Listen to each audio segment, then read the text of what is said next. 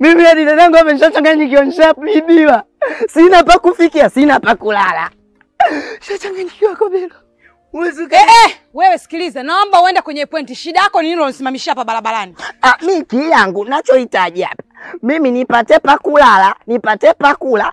Kama una kazi ndogo ndogo kwako, mimi si ya kulinda. Sijui kuosha vyombo. Mimi naweza, kwa sababu kule mimi matombo nachimba hadi mbuku.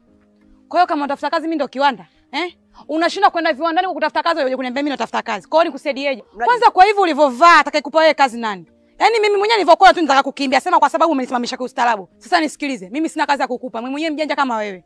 Pita njia hapa, kuna njia inaingia kushoto. Ukishaingia kushoto, mtu yeyote atakayekutana naye mwambie bwana, samahani naomba unisaidie kazi, mimi sina pa kufikia, atakusaidia kakaangu. Sasa mimi naomba oya, peace.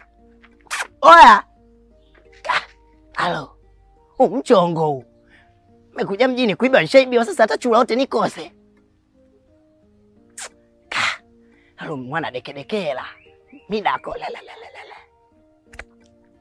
Halo wewe tulia, tapoka hapo mjini hapa nishajipata.